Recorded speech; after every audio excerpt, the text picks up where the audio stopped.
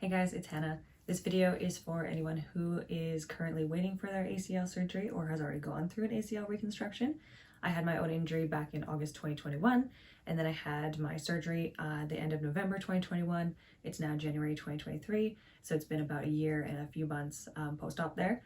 And so I just wanted to share some of my top tips that I kind of learned throughout the process from a physio perspective, but then also from a person going through that ACL surgery as well.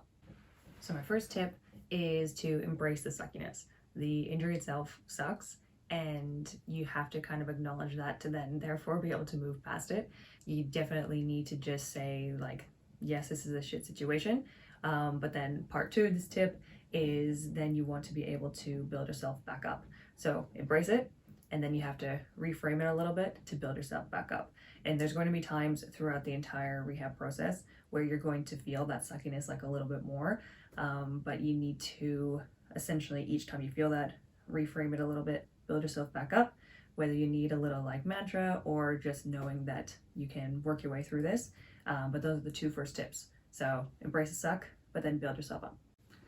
Tip 3, you're going to want to prepare yourself for the long game. So you need to think about the end goal, what sport you might want to get back to, know that it's probably going to take at least that 12 months and then probably a little bit more work after that time as well.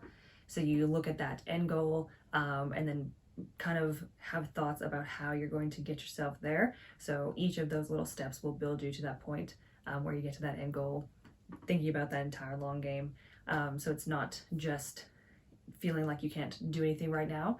You want to look at all those like small chunks, see how it's going to build you up in the future, and that can actually help make this entire long process a little bit better, which brings us into the fourth tip, which is celebrating all your small wins. So once you kind of think about that long game, you've kind of changed your mindset that it's going to take you some of that time to build that back up. You have all these small little goals, all these little milestones, and honestly they can be so small. So sometimes I would celebrate when I was able to get off my crutches, and then when I was able to do a single leg calf raise, and then you celebrate when you can squat again, and then you celebrate when you can run again. And it's all those little things that will slowly build up, but it will get you to that end goal, to that end point, as long as you're putting in that work. So those are tips 3 and 4. Tip number 5 is to get a blank notebook and plan to start writing stuff down in it. Personally, I've never been a person who journals or writes things on the regular, but I did find this quite helpful for the beginning when you are a lot and you're sitting doing your little quad sets. Feels pretty boring and feels like you're not quite getting anywhere, even though you know you need to put in this beginning amount of time. So I went and picked up just like a regular moleskin notebook, and I ended up finding some journal prompts to help me with what I was going to write down.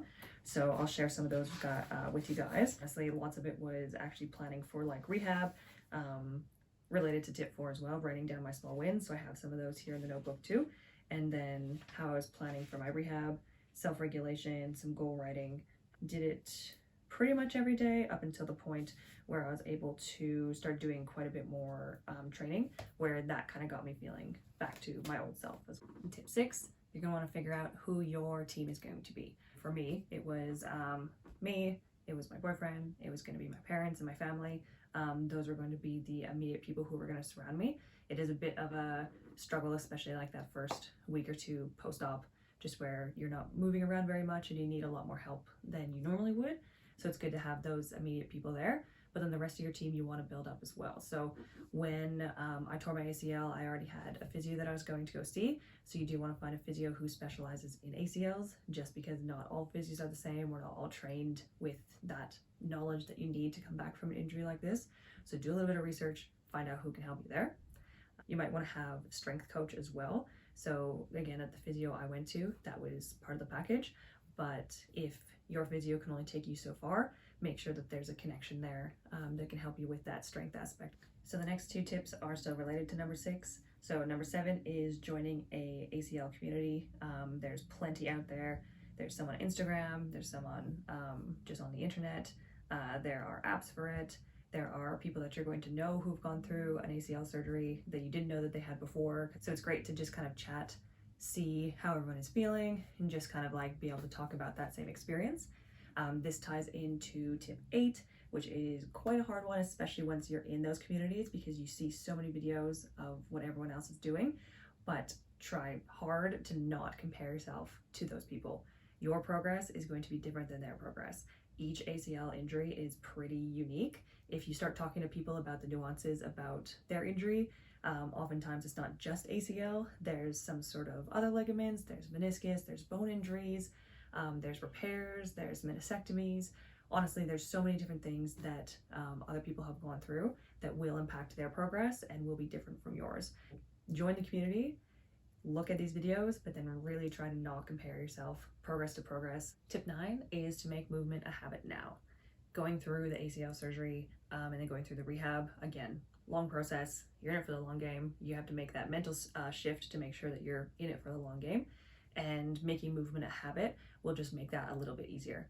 Again, coming from the physio point of view, we do need your exercises to be continual, consistent. We need you to be able to maintain this for the entire year. You do need to do consistent, start small, and then build yourself up. So that's kind of the aspect that you want to take with your ACL rehab too, because you want this movement and you want that maintenance after that 12 months and after you return to sport.